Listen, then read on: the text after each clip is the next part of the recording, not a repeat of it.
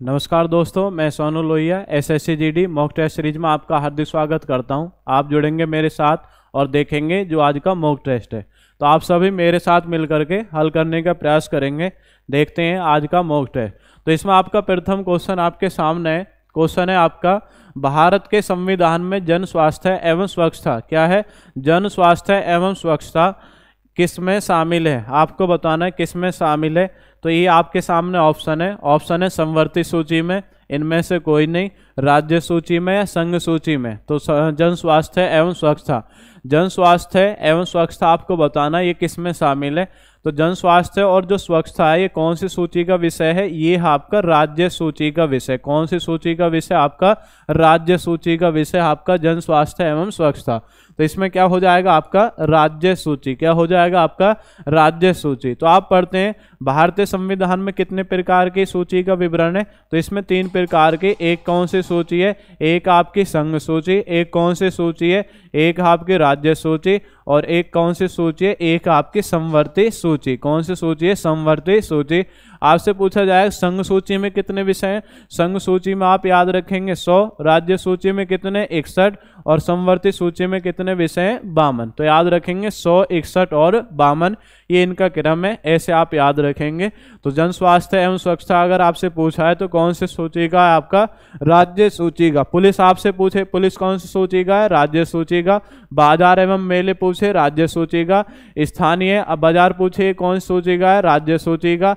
आपसे पूछा जाएगा पंचायती राज कौन सी सूची का है? राज्य सूची का। आपसे पूछेगा जैसे बैंक, बीमा, बंदरगाह, ये कौन सी सूची के विषय हैं? संघ सूची के। आपसे पूछा शिक्षा कौन सी सूची का विषय है? शिक्षा। शिक्षा याद रखना है कौन सूची का? संवर्ती सूची का। कौन सूची का है? संवर्ती सूची का। जीएसटी कौन सी सूची का विषय है? संवर्ती सूची का। तो इनको याद रखेंगे सभी को। नेक्स्ट आगे बढ़ते हैं।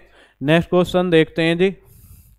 नेक्स्ट क्वेश्चन आपके सामने। नेक्स्ट क्वेश्चन है, भारत में पंचायती राज व्यवस्था को किसके अंतर्गत रखा गया है? पंचायती राज व्यवस्था आपको बताना है किसके अंतर रखा गया है। मौलिक कर्तव्य, इनमें से कोई नहीं, मूल अधिकार या राज्य के नीति निर्देशक तत्व। आप बताएंगे, सभी कमेंट करके बताएंगे पंचायती राज व्यवस्था। तो पंचायती राज व्यवस्था तो आप पढ़ते हैं जो भारत में ग्राम पंचायत का जो गठन है, ग्राम पंचायत का गठन कौन से आर्टिकल में दिया गया? आपका आर्टिकल 40 में। किस में दिया गया? आर्टिकल 40 में। याद रखेंगे। तो आर्टिकल 40 आपने राज्य के नीति निर्देशक तत्व पढ़े हैं। तो आर्टिकल 36 से लेकर के और आर्टिकल 51 तक क्या है? नीति निर्देशक तत्व। 36 से 51। तो बीच में कौन सा आर्टिकल आ रहा है? बीच में आर्टिकल आ रहा है 40। तो इसलिए क्या हो जाएगा? राज्य के नीति निर्देशक तत्व। क्या है? राज्य के नीति निर्देशक तत्व। और भाग पूछे तो भाग कौन सा है? 4।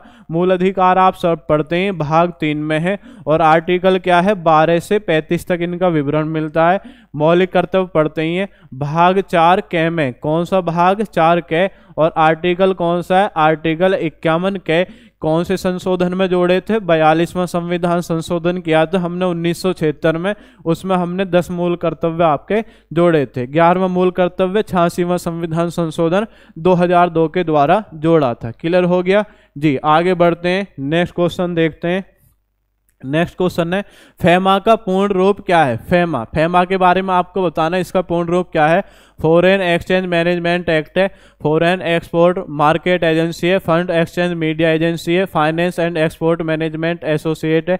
तो आपको बताएंगे एसोसिएशन। ठीक है। तो इनमें से आपको बताना है फेमा की फुल फॉर्म क्या है। फेमा, फेमा के बारे में बताएंगे जी। ऑप्शन कौन सा सही है? Option A. ऑप्शन ए क्या है? Foreign exchange management act. तो ये आपका फेमा की फुल फॉर्म है, फॉरेन एक्सचेंज मैनेजमेंट एक्ट।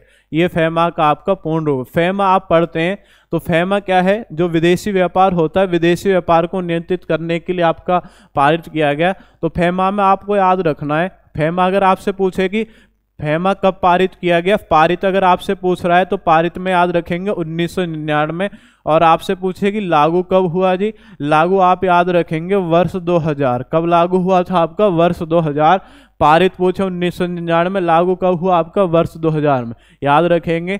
तो फेमा से पहले क्या चलता था? फेमा से पहले चलता था आपका फेरा। क्या पर चलता था? आपका फेरा, फॉरेन एक्सचेंज रेगुलेशन एक्ट। ये चलता था। ये आपसे पूछा जाए कब पारित हुआ था? 1973 में पारित हुआ। और लागू कब हुआ था जी? लागू हुआ था 1974 में। तो फेरा फेमा से पहले क्या चलता था आपका, फेरा, फॉरेन एक्सचेंज रेगुलेशन एक्ट। ये कब पारित हुआ, 1973 में। लागू कब हुआ, 1974 में। दोनों विदेशी व्यापार से संबंधित आपके नियम है, फेरा और फेमा। क्लियर हो गया जी। आगे बढ़ते हैं। नेक्स्ट क्वेश्चन है, निम्न में से किसने संविधान सभा में उद्देश्य प्रस्ताव रखा था? महात्मा गांधी, BN राव, जवाहरलाल नेहरू, भीमराव अंबेडकर। पहले भी हम इस क्वेश्चन को पढ़ चुके हैं आपके प्रैक्टिस सेट में। संविधान सभा में उद्देश्य प्रस्ताव, उद्देश्य प्रस्ताव ही बाद में जाकर क्या बनाए, ये बनाए प्रस्तावना। तो आप पढ़ते हैं उद्देश्य प्रस्ताव किसने, तो उद्देश्य प्रस्ताव संविधान सभा में कब, 13 दिसंबर 1946। 13 दिसंबर 1946 को किसने प्रस्तुत की थी, ये की थी आपकी नेहरू ने। और इसे कब स्वीकार कर लिया गया, इसे स्वीकार कर लिया गया था आपका 22 जनवरी 1947 में। याद रखेंगे। तो उद्देश्य प्रस्ताव प्रस्तुत कब की गई, 13 दिसंबर 1946 को किसने प्रस्तुत की थी, नेहरू ने।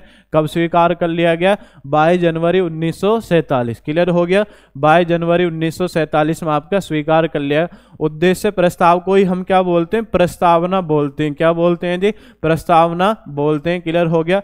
आपसे पूछा जाएगा भारतीय संविधान के प्रस्तावना में कितने प्रकार के न्याय का उल्लेख मिलता है? ऑप्शन है 1, 2, 3, 4, 5। आप बताएंगे कौन सा सही है। कितने प्रकार का न्याय दिया गया है, तो 3 प्रकार का न्याय। कौन कौन सा है, आप पढ़ते हैं। एक कौन सा न्याय है, एक आपका सामाजिक न्याय है, एक कैसा न्याय है, एक आपका आर्थिक न्याय, एक कैसा है, एक राजनीतिक न्याय। लेकिन कौन सा न्याय नहीं मिलता, धार्मिक न्याय का कोई उल्लेख नहीं है। तो याद रखेंगे कितने प्रकार के न्याय का उल्लेख मिलता है, 3 प्रकार के न्याय का उल्लेख मिलता है। क्लियर हो गया। आगे बढ़ते हैं, नेक्स्ट क्वेश्चन देखते हैं जी। नेक्स्ट क्वेश्चन है, भारतीय संविधान के किस अनुच्छेद में अल्पसंख्यकों के हितों का संरक्षण है? तो आपको बताना आर्टिकल 24 में, इनमें से कोई नहीं, आर्टिकल 21 या आर्टिकल 29। बताएंगे, सभी कमेंट करके बताएंगे। आर्टिकल 24 देखते हैं पहले, आर्टिकल 24 में क्या है जी, क्या है, आर्टिकल 29 बता रहे हैं आंसर। तो आर्टिकल 24, आर्टिकल 24 में आप सब जानते हैं 14 वर्ष से कम उम्र के बच्चे, क्या है, 14 वर्ष से कम उम्र के बच्चों को क्या है, जोखिम पूर्ण कार्य करने से रोकता है। क्या है, 14 वर्ष से कम उम्र के बच्चों को, 14 वर्ष से क्या है, कम उम्र के बच्चों को जोखिम पूर्ण कार्य करने से रोकता है। कम उम्र के बच्चों को जोखिम पूर्ण कार्य करने से रोकता है, जोखिम पूर्ण कार्य करने से रोकता है। तो ये कौन सा आपका, ये है आर्टिकल कार्य करने से रोकता है। कार्य करने से क्या करता है जी, रोकता है। तो इसके लिए कौन सा आर्टिकल है, इसके लिए आर्टिकल आपका 24। आर्टिकल 21 आप सब जानते हैं, क्या है, प्राण एवं दैहिक स्वतंत्रता। क्या है, प्राण एवं दैहिक स्वतंत्रता। तो इसके लिए कौन सा आर्टिकल है, प्राण एवं दैहिक स्वतंत्रता। तो याद रखेंगे कौन सा आर्टिकल है, आर्टिकल 21। आपसे पूछा जाए अल्पसंख्यक हितों का संरक्षण, तो कौन सा है, आर्टिकल 29। कौन सा है, अल्पसंख्यक वर्गों के हितों का संरक्षण, कौन सा आर्टिकल है, आर्टिकल आपका 29। कौन सा आर्टिकल है जी, 29। क्लियर हो गया, आर्टिकल 29।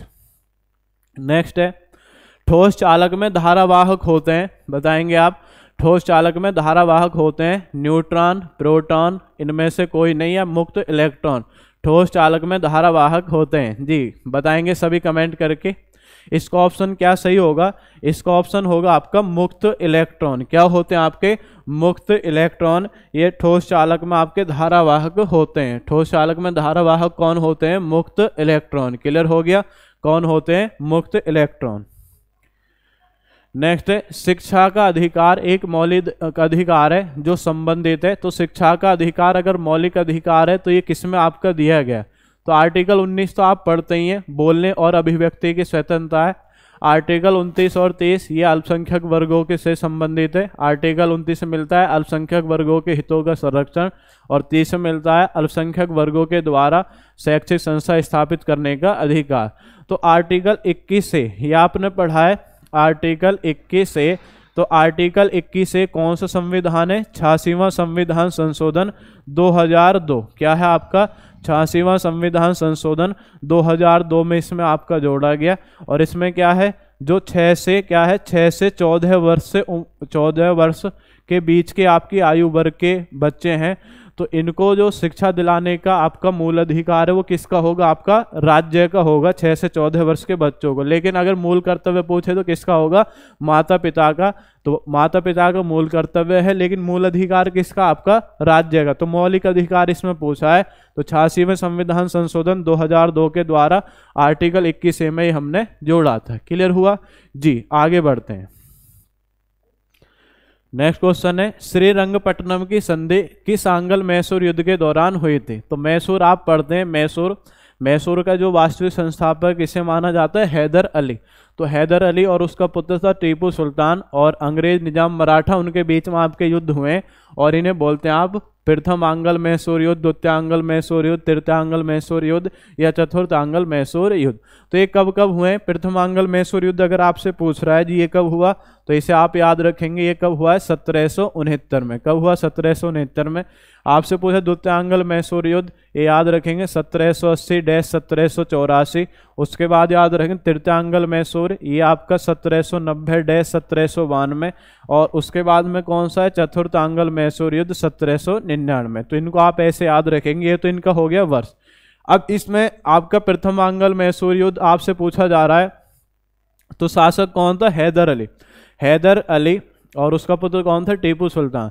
तो इसमें क्या है, हैदर अली से अंग्रेज निजाम और मराठा ये आपके युद्ध करते हैं, लेकिन इस युद्ध की जो आपकी समाप्ति है वो किस आपकी संधि के दौरान होती है, मद्रास की संधि। कौन सी संधि है, मद्रास की संधि। तो आप याद रखेंगे कि प्रथम आंग्ल मैसूर युद्ध के दौरान कौन सी संधि की गई, मद्रास की संधि।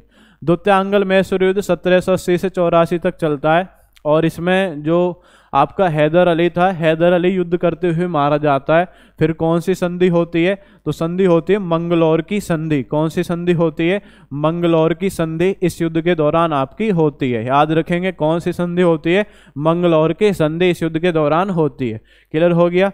उसके बाद हैदर अली का पुत्र टीपू सुल्तान वो युद्ध को जारी रखता है। फिर उसके बाद में आपका तृतीय आंग्ल मैसूर युद्ध होता है, और तृतीय आंग्ल मैसूर युद्ध के दौरान एक संधि होती है, इसे बोलते हैं श्रीरंगपट्टनम की संधि। कौन सी संधि है, श्रीरंगपट्टनम की संधि। तो इनको सबको याद रखेंगे, सब मोस्ट इंपोर्टेंट है, श्रीरंगपट्टनम की संधि। तो आप पढ़ेंगे टीपू सुल्तान और लॉर्ड कॉर्नवालिस के मध्य आपकी ये हुई। चतुर्थ आंग्ल मैसूर युद्ध 1799। तो इसमें क्या है, इसमें जो आपका शासक है कौन, टीपू सुल्तान, जो मैसूर का शासक है टीपू सुल्तान की आपकी हत्या किसके द्वारा कर दी जाती है, लॉर्ड वेलेजली। किसके द्वारा, लॉर्ड वेलेजली के द्वारा टीपू सुल्तान की हत्या कर दी जाती है। तो कौन से आंग्ल मैसूर युद्ध के दौरान हुई, चतुर्थ आंग्ल मैसूर युद्ध के दौरान किसकी हत्या हो गई, टीपू सुल्तान। और आपसे पूछा जाए कि किस युद्ध के दौरान हैदर अली मारा गया, तो हैदर अली आप याद रखेंगे, हैदर अली जो टीपू सुल्तान का आपका पिता था, ये कौन से युद्ध के दौरान मारा गया, द्वितीय आंग्ल मैसूर युद्ध के दौरान। टीपू सुल्तान कौन से युद्ध के दौरान मारा गया, चतुर्थ आंग्ल मैसूर युद्ध के दौरान। और आपसे संधि पूछा जाएगा कि प्रथम आंग्ल मैसूर युद्ध के दौरान कौन सी संधि हुई है, तो प्रथम आंग्ल मैसूर युद्ध अगर आपसे पूछ रहा है कौन सी संधि हुई है प्रथम आंग्ल मैसूर युद्ध में, मद्रास की संधि। कौन सी संधि हुई है, मद्रास की संधि। द्वितीय आंग्ल मैसूर युद्ध में कौन सी हुई है, मंगलौर की। तृतीय आंग्ल मैसूर युद्ध में कौन सी है, श्रीरंगपट्टनम की। और चतुर्थ आंग्ल मैसूर युद्ध में कौन है, टीपू सुल्तान मारा गया। किसने मारा था, आपका लॉर्ड वेलेजली। क्लियर हो गया। तो ये क्वेश्चन है आपके, और इसमें पूछा था श्रीरंगपट्टनम की संधि। तो श्रीरंगपट्टनम की संधि आप याद रखेंगे, कौन सा आपका, तृतीय आंग्ल मैसूर युद्ध। क्लियर हो गया जी। आगे बढ़ते हैं। नेक्स्ट क्वेश्चन आपके सामने है। नेक्स्ट क्वेश्चन क्या है, अलीनगर की संधि किस वर्ष की गई। अलीनगर की संधि किस वर्ष आपकी की गई थी, बताएंगे सभी कमेंट करके। अलीनगर की संधि, तो अलीनगर की जो संधि है ये 1782, 1757, 1792, 1794 बताएंगे। अलीनगर की जो संधि है ये की गई थी आपकी 1757 में। 1757 में किसके बीच की गई थी, ये की गई आपकी सिराजुद्दौला। कौन है, सिराजुद्दौला।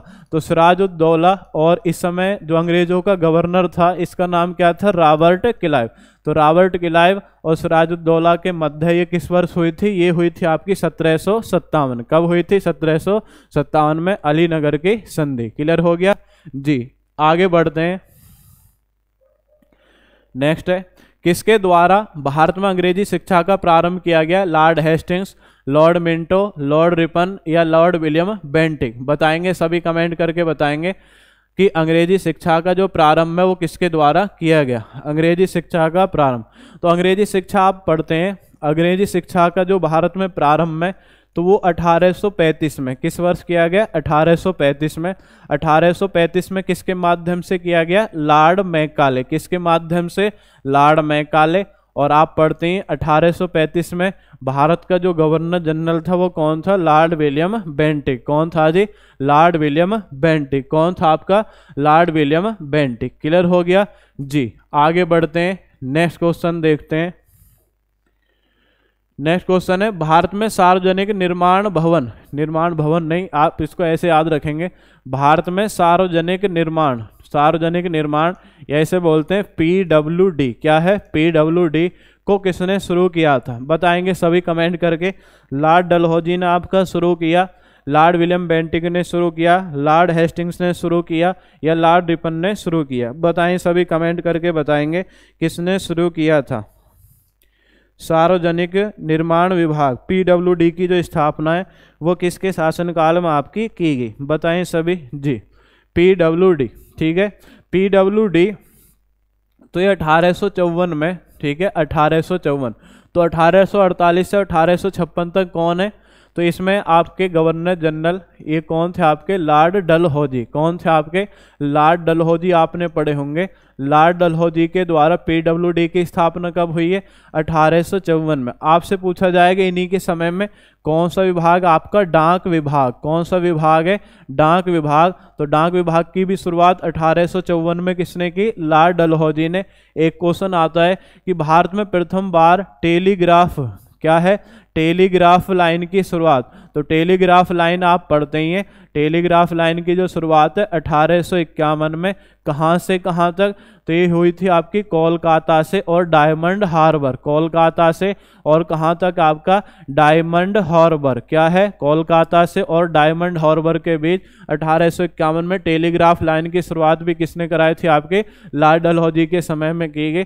लॉर्ड डलहौजी में ही एक क्वेश्चन आपने पढ़ा होगा, भारत में प्रथम बार क्या है, भारत में प्रथम बार रेलगाड़ी की परिचालन या रेलगाड़ी की शुरुआत। तो रेलगाड़ी की शुरुआत आप सब पढ़ते ही हैं 1853 में। 1853 में आपने पढ़ा होगा, कौन से दो स्थान है, तो दो स्थान आप पढ़ते हैं। एक स्थान कौन सा है जी, एक तरफ आप याद रखेंगे, एक तरफ कौन सा आपका, मुंबई। ठीक है, मुंबई से और कहाँ के मध्य, मुंबई से और ठाणे के मध्य भारत में आपकी प्रथम बार रेलगाड़ी का परिचालन किया गया।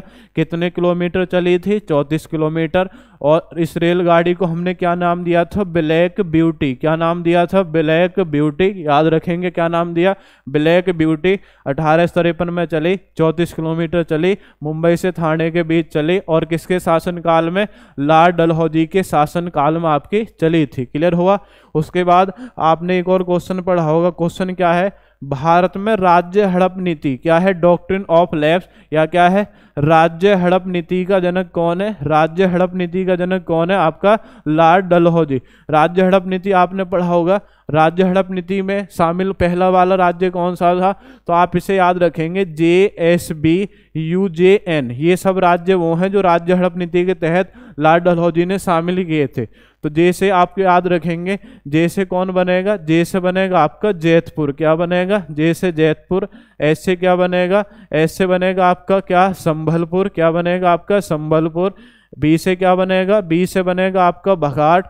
यू से क्या बनेगा, यू से बनेगा आपका क्या, उदयपुर। क्या बनेगा, उदयपुर। जे से क्या बनेगा, जे से बनेगा आपका झांसी। क्या बनेगा, झांसी। एन से क्या बनेगा, एन से बनेगा आपका नागपुर। तो ये वो क्षेत्र हैं जो आपके राज्य हड़प नीति के तहत शामिल किए। जबकि आपसे याद रखेंगे, राज्य हड़प नीति के तहत हड़पे जाने वाला प्रथम राज्य कौन सा था, सतारा। सतारा कहाँ पड़ता है, महाराष्ट्र। और अन्य कौन कौन है, JSB UJN ऐसे आप याद रखें, जैतपुर, संबलपुर, बघाट, उदयपुर, झांसी और नागपुर।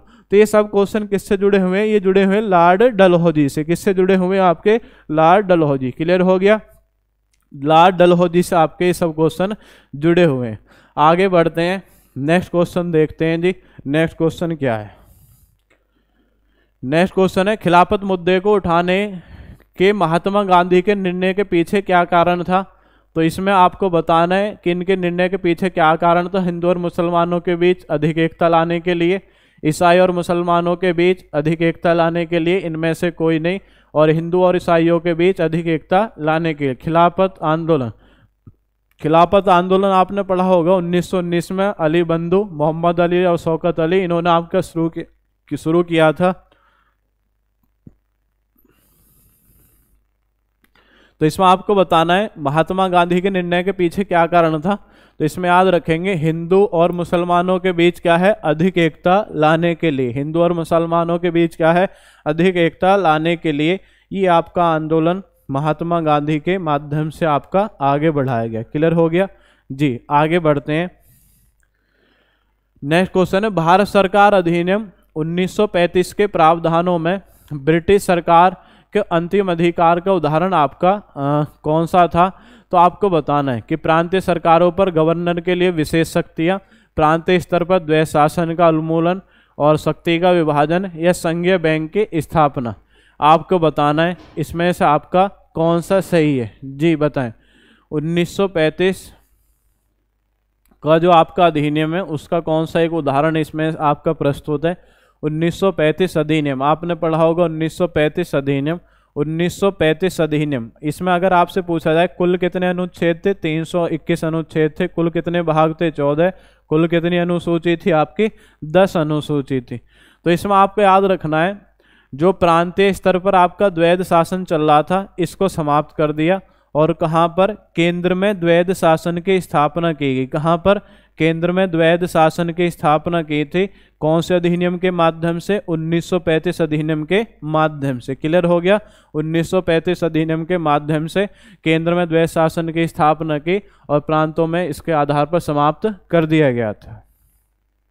नेक्स्ट क्वेश्चन है, फॉरवर्ड ब्लॉक की स्थापना निम्नलिखित में से किसके द्वारा की गई थी। सब जानते हैं, महात्मा गांधी, सुभाष चंद्र बोस, इनमें से कोई नहीं, या सरदार वल्लभ भाई पटेल।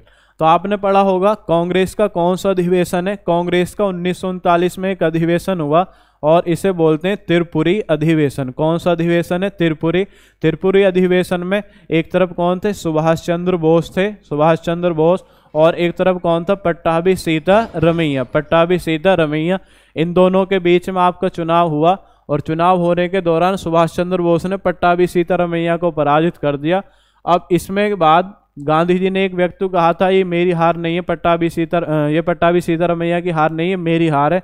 इसी कथन से आपका रोष में आकर के सुभाष चंद्र बोस ने जो आपकी पार्टी थी कांग्रेस पार्टी से इस्तीफा सौंप दिया और 1939 में ही एक नई पार्टी बनाई और इसे क्या बोलते हैं, फॉरवर्ड ब्लॉक। कौन सी पार्टी का गठन किया, फॉरवर्ड ब्लॉक। तो फॉरवर्ड ब्लॉक पार्टी के संस्थापक कौन है, सुभाष चंद्र बोस। कौन है आपके, सुभाष चंद्र बोस। किस वर्ष गठित की थी, 1939 में। किस वर्ष गठित की, 1939। क्लियर हो गया जी। आगे बढ़ते हैं। निम्नलिखित में से कौन जनसंख्या परिवर्तन का घटक नहीं है, रुग्णता, प्रवसन, जन्म या मृत्यु। आपको बताना है कि कौन जनसंख्या परिवर्तन का घटक नहीं है, रुग्णता, प्रवसन, जन्म और मृत्यु। तो इसे आप याद रखेंगे, कौन नहीं है आपका, रुग्णता। क्या है आपका, रुग्णता। क्लियर हुआ। आगे बढ़ते हैं। नेक्स्ट क्वेश्चन है, लक्षद्वीप की राजधानी निम्न में से कौन सी है। लक्षद्वीप बताएंगे सभी, तो आप पढ़ते हैं जी लक्षद्वीप। ठीक है, आप बताएंगे लक्षद्वीप की राजधानी। आसान सा क्वेश्चन है। लक्षद्वीप की राजधानी क्या है, कवारत्ती। क्या है आपका, कवारत्ती। आपसे पढ़ते हैं मिजोरम की कैपिटल क्या है, मिजोरम। मिजोरम की कैपिटल क्या है, आइजोल है। आपसे पूछा जाएगा अंडमान निकोबार। क्या है जी, अंडमान निकोबार की कैपिटल क्या है, अंडमान निकोबार की पोर्ट ब्लेयर। क्या है, अंडमान निकोबार की क्या है, पोर्ट ब्लेयर। आपसे पूछा जाएगा क्या है जी, आपसे पूछा जाएगा दमन एवं दीव। क्या है, दमन एवं दीव, दमन एवं दीव। ठीक है, दमन एवं दीव क्या है, दमन एवं दीव। या क्या बोलेंगे, या दादर नगर हवेली। ये याद रखेंगे, दमन एवं दीव तो याद रखेंगे दमन, लेकिन अब दोनों को संयुक्त कर दिया है। तो दादर नगर हवेली, दादर नगर हवेली की कैपिटल क्या है, सिलवासा। दादर नगर हवेली की क्या है आपका, सिलवासा। तो लक्षद्वीप की क्या हो जाएगी आपके, कवरत्ती। क्या है आपका, कवरत्ती। नेक्स्ट आगे बढ़ते हैं। नेक्स्ट क्वेश्चन है, भारत में निम्नलिखित में से किस स्थान पर दिन और रात के तापमान में व्यापक अंतर पाया जा सकता है। तो सबसे ज़्यादा जो आपका अंतर मिलेगा कहाँ मिलेगा, केरल, गोवा, अंडमान निकोबार द्वीप समूह, थॉर मरुस्थल। बताएं सभी कमेंट करके बताएंगे जी। ऑप्शन ए क्या है, थार मरुस्थल, क्योंकि जो आपका ये सारे जो स्थान आप देख रहे हैं समुद्र के पास हैं, ये समुद्र के पास है। जैसे यहाँ पे केरल हो गया, यहाँ पे आपका गोवा हो गया, यहाँ पे अंडमान निकोबार हो गया। तो जो आपके समुद्र के पास का स्थान होता है वहाँ पे जो तापमान में आपका ज़्यादा अंतर नहीं हो पाता। लेकिन जो आपका थार मरुस्थल है तो यहाँ पे दिन का तापमान बहुत ज़्यादा आपको देखने के लिए मिलेगा और जो रात का तापमान है वो कम देखने के लिए मिलेगा, इसलिए आपका ज़्यादा अंतर मिलेगा। तो कौन सा मरुस्थल आपका, थार मरुस्थल। तो कोई भी आपका मरुस्थल हो वहाँ पे आपको मिलेगा। नेक्स्ट है, विश्व को कितने प्रमुख काल केंद्र या टाइम जोन में विभाजित किया गया है। तो आपके सामने ऑप्शन है 17, 30, 24, इनमें से कोई नहीं। बताएंगे सभी कमेंट करके। तो टाइम जोन आपके टोटल कितने हैं, टाइम जोन आपके हैं 24। कितने टाइम जोन है, 24 पूरे आपके टाइम जोन है पूरे विश्व में। कितने टाइम जोन है आपके, 24 आपके टाइम जोन है।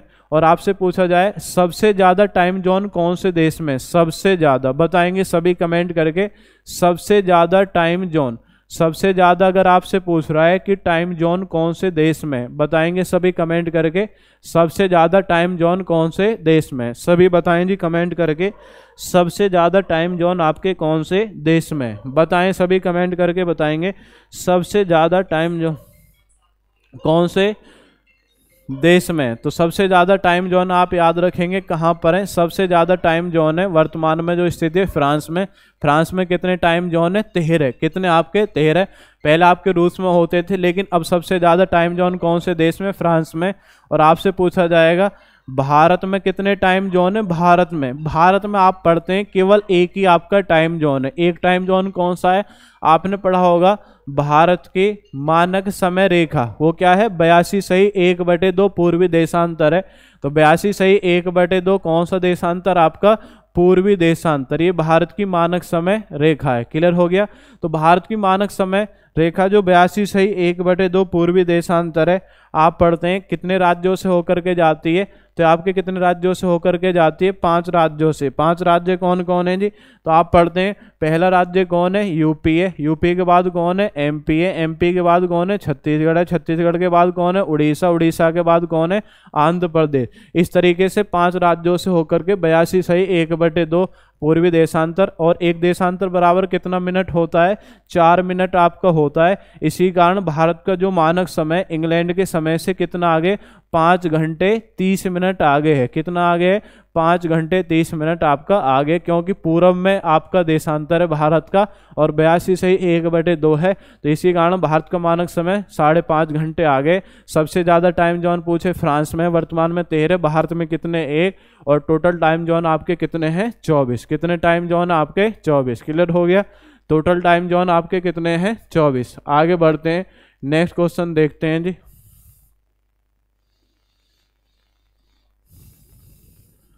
नेक्स्ट क्वेश्चन है, वंगाला उत्सव किस राज्य में बनाया जाता है। वंगाला उत्सव आपको बताना है किस राज्य में बनाया जाता है। बताएंगे सभी कमेंट करके, वंगाला उत्सव किस राज्य में बनाया जाता है जी। मणिपुर, मेघालय, मिजोरम, अरुणाचल प्रदेश। बताएं सभी वंगाला उत्सव कौन से राज्य में बनाया जाता है। वंगाला, ठीक है। तो वंगाला जो उत्सव है ये कौन से राज्य में बनाया जाता है, ये बनाया जाता है आपका मेघालय में। कौन से राज्य में बनाया जाता है, मेघालय राज्य में बनाया जाता है। तो वंगाला, यहाँ से शब्द उठाएंगे गा, ठीक है। क्या है, गा, और गा से बन जाएगा गारो जनजाति। कौन सी जनजाति है, गारो जनजाति। तो गारो जनजाति और गारो जनजाति सब आप जानते हैं कौन से राज्य में मिलती है, आपकी मेघालय में। तो गारो जनजाति के द्वारा एक फसल उत्सव के रूप में, किसके उत्सव के रूप में, फसल उत्सव के रूप में ये आपका उत्सव बनाया जाता है। और कौन सा उत्सव है आपका, वंगाला उत्सव, ठीक है। तो वंगाला उत्सव आप याद रखेंगे किस राज्य में बनाया जाता है, आपका मेघालय में। गारो, खासी, जयंतिया ये तीनों जनजाति कहाँ पे मिलती हैं, मेघालय राज्य में मिलती हैं। तो फसल उत्सव के रूप में आपका बनाया जाता है। आगे बढ़ते हैं, नेक्स्ट क्वेश्चन देखते हैं। नेक्स्ट क्वेश्चन आपका, चेरू जनजाति किस राज्य में निवास करती है। असम में, नागालैंड में, झारखंड में या मिजोरम में। बताएंगे चेरू जनजाति किस राज्य में निवास करती है। चेरू आप याद रखेंगे कौन से राज्य में निवास करती है, चेरू करती है आपकी असम में। कौन से राज्य में निवास करती है चेरू जनजाति, असम में। कहाँ पर है, असम में। अंगामी पूछे तो कहाँ पर, आपकी नागालैंड में। बीरहोर पूछे तो कहाँ पर, आपका झारखंड में। चिरऊ आपसे पूछे कहाँ पर है, मिजोरम। तो इनको याद रखेंगे। चेरू जनजाति इसमें पूछा है तो चेरू कहाँ पर निवास करती है, आपके असम में। कहाँ पर निवास करती है आपकी चेरू जनजाति, निवास करती है असम में। चेरू जनजाति कहाँ पर निवास करती है, असम में आपकी निवास करती है। कौन सी जनजाति है, चेरू। क्लियर हो गया। चेरू जनजाति कौन से राज्य में निवास करती है, असम में जी। तो आज का मॉक टेस्ट था। अगर आपको अच्छा लगे तो लाइक करेंगे, शेयर करेंगे। इसी के साथ मैं आपसे विदाई लेता हूँ। धन्यवाद। जय हिंद, जय भारत।